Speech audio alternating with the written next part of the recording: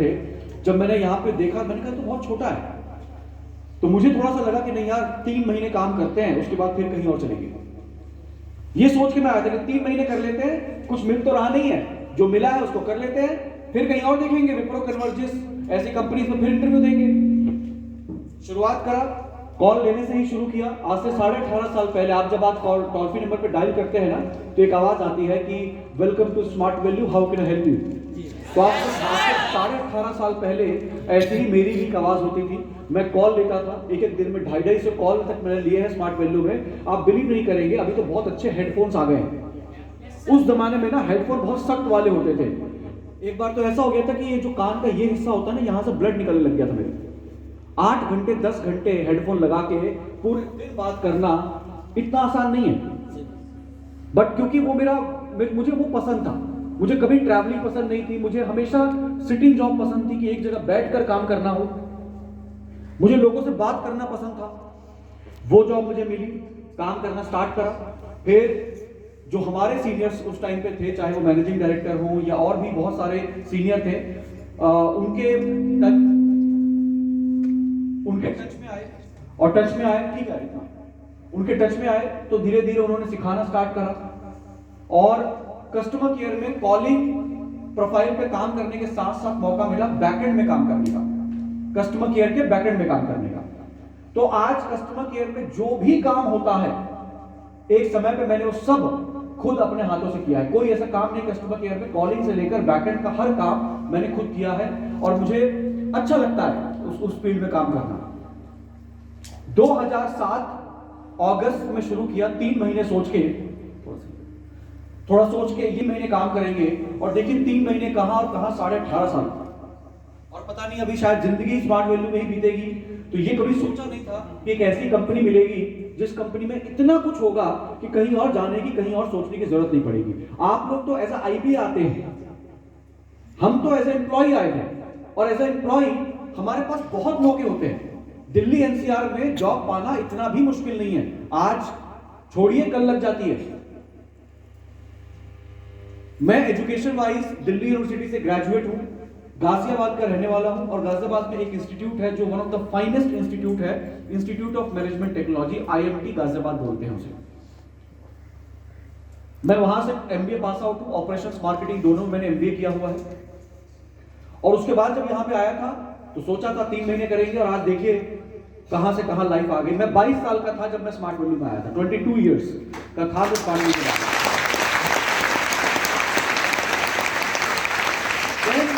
2007 में मैंने कॉलिंग का वो सब काम किया, 2008 में भी वही कस्टमर केयर में काम किया, और 2008 दिसंबर में हमारे कंपनी का टाई अप हुआ LIC ऑफ इंडिया के साथ में। आप में से बहुत लोगों को नहीं पता होगा कि LIC ऑफ इंडिया के साथ में स्मार्ट वैल्यू का टाई अप था। हम LIC के रिकॉर्ड में कॉर्पोरेट एजेंट बने। एक एजेंट वो होता है जो इंडिविजुअल पर्सन होता है, आपके यहां भी कई सारे LIC के एजेंट घूमते होंगे जो आपसे पॉलिसी के लिए बोलते होंगे। जब कोई कंपनी एजेंट बनती है तो उसे बोलते हैं कॉर्पोरेट एजेंट। तो स्मार्ट वैल्यू कॉर्पोरेट एजेंट बना। तो जैसे आप लोगों की ट्रेनिंग होती है, हमारे सीनियर ने बोला आपकी भी आज ट्रेनिंग है, नया एक विंग खुला है स्मार्ट वैल्यू में इंश्योरेंस का, तो आपको ट्रेनिंग करनी है। कस्टमर केयर की ट्रेनिंग हो रही थी, मैं ऐसी ट्रेनिंग ले रहा था। तो हमारे त्रिमूर्ति सर हैं जो उस टाइम पे ट्रेनिंग ले रहे थे, और पूरी ट्रेनिंग हो गया। उसके बाद उन्होंने बोला कि इस डिपार्टमेंट को कौन टेक केयर करेगा। तो किसी ने बोला, मुझे आज तक याद नहीं कि किसने बोला, किसी ने बोला गौरव देख लेगा। मैं चुप बैठा थोड़ी देर, फिर मुझे 10 सेकंड बाद रियलाइज हुआ कि पूरी कंपनी में मैं अकेला गौरव हूं, तो ये तो मेरे बारे में बात हो रही है। मैं इस सोच में डूब गया कि मेरा खुद का इंश्योरेंस नहीं है, मैं क्या इंश्योरेंस देखूंगा। इंश्योरेंस के बारे में, मैं कस्टमर केयर का पर्सन हूं, मैंने कस्टमर केयर में काम किया है, मुझे इंश्योरेंस का आई भी नहीं पता, खुद का इंश्योरेंस नहीं है, मैं क्या इंश्योरेंस देखूंगा। लेकिन फिर बातचीत होती रही तो लगा कि नहीं, अगर जिंदगी में आगे बढ़ना है तो परिस्थितियां चाहे आपके विपरीत क्यों ना हो, अगर आप उन परिस्थिति को एक्सेप्ट करके उसमें काम करने की काबिलियत रखते हैं, तभी आपको जिंदगी मौके देती है आगे बढ़ने के।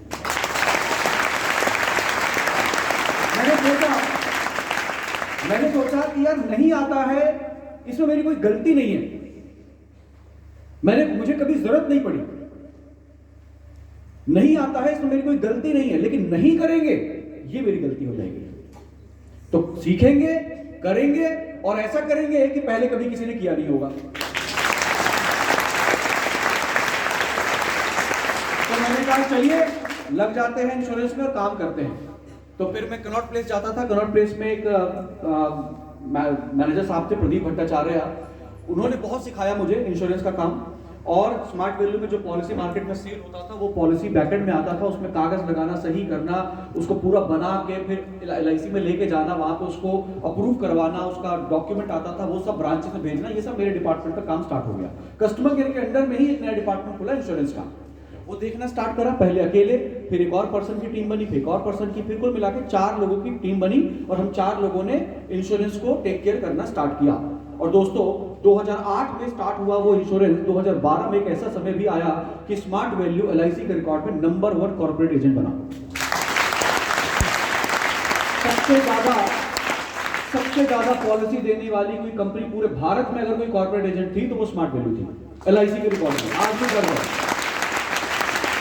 फिर कुछ परिस्थितियां रही कि हमें अपना इंश्योरेंस डिपार्टमेंट बंद करना पड़ा, क्योंकि डायरेक्ट सेलिंग और इंश्योरेंस का थोड़ा सा कोलैबोरेशन ठीक नहीं बैठ रहा था। और मैं कैसे फ्रंट पे आया? मैं बैकएंड में 5.5 साल काम करा है मैंने। 2007 से 2013 फरवरी तक मैं हेड ऑफिस में बैठ के मैंने काम किया है, कस्टमर केयर का काम किया है, इंश्योरेंस का काम किया है। मैं फ्रंट पे कैसे आया इसकी भी कहानी बड़ी अलग है। एक बार हमारे नागपुर के एक मैनेजर होते थे, तो मैं उनकी कंप्लेन लेके हमारे MD साहब के पास गया कि सर देखो ये मैनेजर जो है ना, ये सही से काम नहीं करता है, इसने ये गलती कर दी, वो गलती कर दी। मैं कंप्लेन लेके गया, वो सुनते रहे और थोड़ी देर बाद बोले गौरव बैठ। मैं बैठ गया। फिर तेरे घर में कौन कौन है? मैंने कहा मैं इनसे क्या बात कर रहा हूं, ये मेरे घर की कहानी लेके आ गए। उन्होंने पूछा घर में कौन है, एजुकेशन में तुमने क्या किया है, और मतलब पारिवारिक चीजें पूछने लगे, कहां रहता है, कितना है, ये है वो है पूरा। फाइनली वो बोले ब्रांच देख लेगा। और मैं शॉक में आ गया। मैंने ये भी नहीं पूछा कि किस पोस्ट पे। उन्होंने बोला ब्रांच देख लेगा, और अपना एटीट्यूड तो कहता था कि ना तो कहना ही नहीं है। मैंने कहा हाँ देख लेंगे।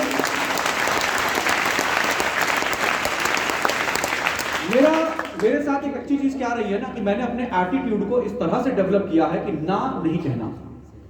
ना कह देंगे, पता नहीं जिंदगी में दोबारा कभी मौका मिले कि ना मिले। फिर कहता हूं हाँ कहेंगे, अगर नहीं आता है मेरी कोई गलती नहीं है, नहीं करेंगे मेरी गलती हो जाएगी। मेरे दिमाग में हमेशा यही चलता रहता है। मैंने कहा हाँ देख लेंगे। अब मैं जब ये बोल के आ तो गया, फिर मैंने गूगल पे देखा कि मेरे घर से दिल्ली ऑफिस कितना दूर था, तो आया 35 किलोमीटर। एक तरफ से 35 किलोमीटर दिल्ली में चलना मतलब 2.5 घंटे का सफर तय करके आपको ऑफिस जाना पड़ेगा। अब मैंने सोचा कैसे भी करके प्रमोशन मुझे ना मिले। 70 किलोमीटर रोज का कौन जाएगा, आना जाना 5 घंटे सड़क पे कौन बिताएगा। तो जब भी मैं गार्ड से पूछ लेता था कि MD सर आए क्या, बोलता था हाँ आए। मैं उस दिन ऊपर जाता ही नहीं था। लेकिन किस्मत जब आपको आगे ले जाना चाहती है ना, तो कई बार आपके हर चीज उसके इर्द गिर्द घूमती है। फाइनली उन्होंने मुझे ढूंढ के निकाल के बिठाया और बोला कि तुझे जाना है। मैंने कहा ठीक है सर जाएंगे। तब डिसाइड कर लिया कि नहीं यार ये मौका नहीं मिलता। तब मैंने पूछा कि सर क्या पोस्ट पे, तो बोले ब्रांच मैनेजर। अब मैंने सोचा कि यार मैं 5.5 साल से कस्टमर केयर एग्जीक्यूटिव के पोस्ट पे काम कर रहा हूं, पता नहीं कितने साल और करूंगा। अगला प्रमोशन हुआ तो ज्यादा से ज्यादा असिस्टेंट मैनेजर बन जाऊंगा। सीधा ब्रांच मैनेजर बनने का मौका अगर मुझे मिल रहा है ना, तो हर मौका कुछ ना कुछ सेक्रीफाइस, कुछ ना कुछ कॉम्प्रोमाइज डिमांड करता है। और अगर मैं नहीं कर पाऊंगा तो मैं आज से 10 साल बाद भी एक असिस्टेंट मैनेजर या मैनेजर बन के रह जाऊंगा। मैंने कहा ये गलत है, अगर मौका मिला है तो करके दिखाएंगे। तो मैंने कहा ठीक है सर जाएंगे। और 13 फरवरी 2013 का दिन था जब मैंने पहली बार दिल्ली ब्रांच में कदम रखा एज अ ब्रांच मैनेजर। और दोस्तों वहां से जो करियर में बदलाव आया, देखिए 5.5 साल मैंने सिर्फ सीखा, कस्टमर केयर में काम किया, इंश्योरेंस में काम किया, जो भी नई चीज आती थी बड़े चाव से उसको सीखता था। उसके बाद जब मौका मिलने लगा, 5.5 साल बीत गए थे। एक बार को तो ऐसा लगता था कि पता नहीं करियर में आगे कुछ कर पाएंगे कि नहीं कर पाएंगे, क्योंकि 5.5 साल तक एक ही पोस्ट पे। इमेजिन करिए आप 5.5 साल तक सुपर स्मार्ट ही बन के रह गए तो कैसा लगेगा, सिल्वर भी ना हो। सेम मेरे साथ था, लेकिन अपने आप को थाम के रखा, अपने आप को सीखने में ज्यादा बिलीव किया कि प्रमोशन हो जाएगा, नहीं होगा, ठीक है, कोई बात नहीं, देखते हैं करियर कहां लेके जाता है। लेकिन थोड़ा विश्वास रखा कंपनी में, अपने जो हमारे जो सीनियर्स थे उनमें विश्वास रखा। और जब मौका मिला तो 13 फरवरी 2013 को पहली बार Delhi branch as a branch manager गया और मैं इस कंपनी का पहला ब्रांच मैनेजर बना जो फर्स्ट ईयर में ही इंटरनेशनल टूर कंपनी से क्वालिफाई किया, यानी कि अपनी परफॉर्मेंस की कंपनी में। जैसे आप लोगों को क्वालिफाई करने पे मिलता है, ऐसे हम लोगों की भी परफॉर्मेंसेस होती थी, आज भी होती है। परफॉर्मेंस को जो अच्छे से निभाएगा, करेगा, उसको कंपनी की तरफ से एम्प्लॉइज को भी आगे घूमने फिरने का मौका मिलता है। देन 2013 में ब्रांच मैनेजर, 2014 में एरिया मैनेजर, 2016 में deputy general manager North India, 2017 में deputy general manager business development, 2019 में general manager Lee Mart and Smart Shop है, 2022 में executive director of Smart Value और आज full time director Smart Value के नाम से अपना पोजीशन पे काम कर रहा हूं। दोस्तों, कस्टमर केयर एग्जीक्यूटिव से शुरू की गई मेरी जर्नी आज एग्जीक्यूटिव डायरेक्टर तक आ गई 18.5 साल में। इसमें उन लोगों का डेफिनेटली योगदान है जिन्होंने मुझे बार बार मौके दिया। हमारे चेयरमैन सर का बहुत बड़ा योगदान है जिन्होंने मुझे बार बार मौका दिया, कि उन्होंने विश्वास दिखाया कि ये लड़का करेगा और मैंने कभी भी उनको डिसअपॉइंट नहीं किया। तो जिंदगी आपको मौके देती है। बाहर की स्मार्ट से बाहर की दुनिया में कोई नहीं चाहता कि आप आगे बढ़े, हर आदमी आपको पीछे खींचना चाहता है। लेकिन यहां पर एम्प्लॉय हो या आईबीए हो, आपको आगे बढ़ाने के लिए हर कोई एफर्ट लगाता है। हमारे सर ने हमें बार बार मौके दिए। मुझे मेरा पहला प्रमोशन चेयरमैन सर ने करा, उसके बाद जब जब परफॉर्म किया, आगे बढ़ते गए, उन्होंने बार बार मौका दिया और आज उस मुकाम तक पहुंचाया कि मैं एक कस्टमर केयर एग्जीक्यूटिव से एग्जीक्यूटिव डायरेक्टर तक पहुंचा हूं। दोस्तों, 18 साल की मेरी जर्नी में इतना बड़ा चेंज शायद ही इस एज में किसी को देखने को मिलता है। लेकिन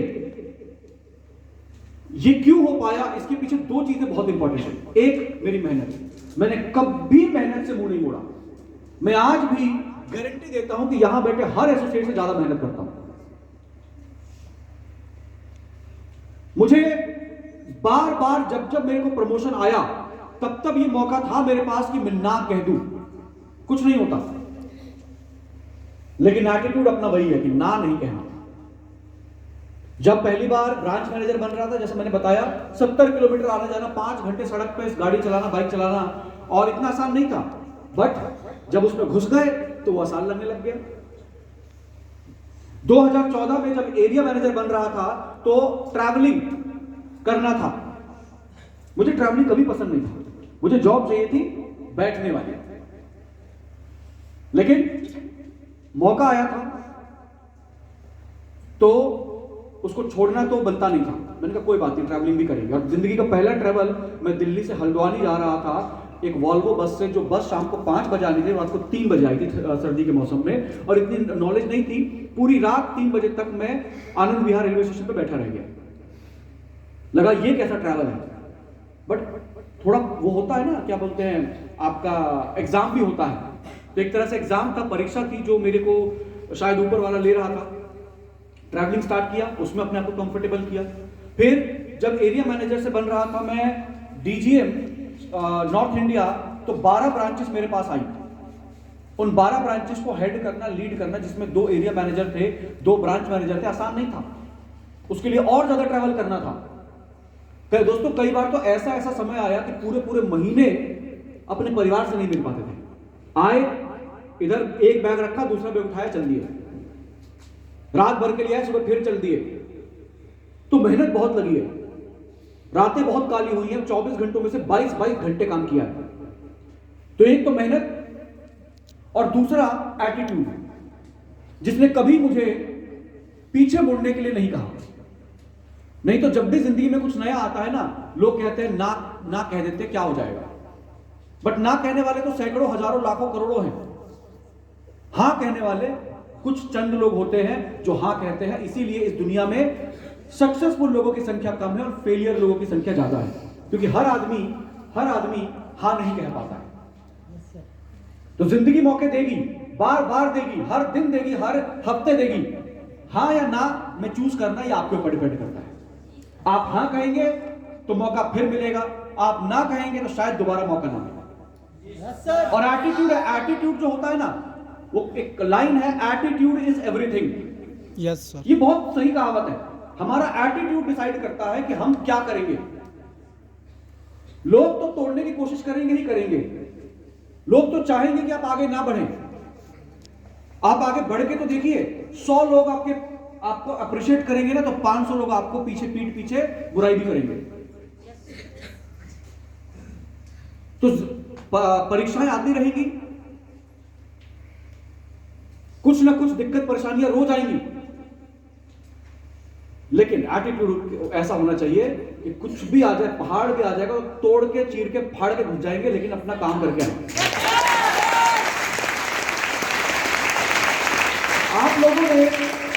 आप लोगों ने सड़क पे एक बड़ी विचित्र चीज है जो आपने हमेशा जरूर देखी होगी। कितने लोग तो बाइक और स्कूटी कार चलाते हैं? बहुत लोग हैं। और जो लोग यहाँ पे जिनके पास नहीं है वो लोग साइकिल तो चलाते होंगे। Yes sir. ओके, सड़क पे एक चीज है जिसे बोलते हैं स्पीड ब्रेकर। देखा है आपने? Yes sir. क्या काम है उसका? स्पीड ब्रेकर के नाम में ही लिखा है स्पीड ब्रेकर, स्पीड को ब्रेक कर देने वाला। सोचिए, आप आज ट्रेनिंग के लिए अपनी बाइक उठाई, आपने बढ़िया परफ्यूम वगैरह मारा, पाउडर वाउडर लगाया और चल दिए कि आज ट्रेनिंग है, गौरव सर आ रहे हैं, कमल सर आ रहे हैं, ट्रेनिंग अटेंड करेंगे, आज को सीखेंगे।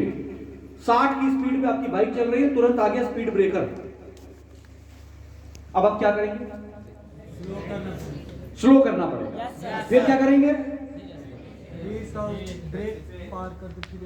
ब्रेक मारेंगे, स्लो करेंगे, ब्रेक मारेंगे, चौथे गियर में है तो पहले गियर में लेके आएंगे, आराम से पार करेंगे और फिर 60 की स्पीड। क्या कभी कोई ब्रेकर देख के ऐसा महसूस हुआ है कि अरे ये कैसे पार करूं, चलो वापस चलते हैं? हुआ है कभी? क्योंकि आप जानते हैं कि कोई भी स्पीड ब्रेकर आपकी स्पीड को स्लो तो कर सकता है, आपको रोक नहीं सकता।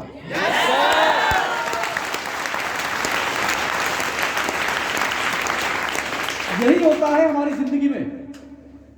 रोज कोई ना कोई दिक्कत आएगी, रोज कोई ना कोई परेशानी आएगी। आप पूरे दिन काम करेंगे, कई बार सोच के जाएंगे कि आज तो डीडी निकल ही जाएगा, नहीं निकलेगा, लास्ट मोमेंट पे वो मना कर देगा। कभी पिताजी का प्रेशर होगा, कभी माताजी का प्रेशर होगा, कभी समाज का प्रेशर होगा, कभी फाइनेंसिस का प्रेशर होगा, कभी पैसा नहीं होगा कि खाना खाने को मिले, कभी पेट्रोल डलवाने का पैसा नहीं मिलेगा, कभी कपड़े खरीदने का पैसा नहीं मिलेगा, कभी सीनियर डांटेगा, कभी कंपनी डांटेगी। ये दिक्कत परेशानियां रोज आएंगी, लेकिन एटीट्यूड ऐसा होना चाहिए ना कि आदमी ये सोचे कि सब कुछ टेम्पररी है। मेरा परमानेंट, मेरा गोल क्या है ना, मेरा गोल है डायमंड बनना, मेरा गोल है एमराल्ड बनना, मेरा गोल है इस कंपनी के सबसे ऊंचे लेवल पे जाना, और उसको पाना है तो ये सब झेलना पड़ेगा। ये सब चीजें मुझे रोक तो सकती है, स्लो तो कर सकती हैं, लेकिन रोक नहीं सकती। तो एटीट्यूड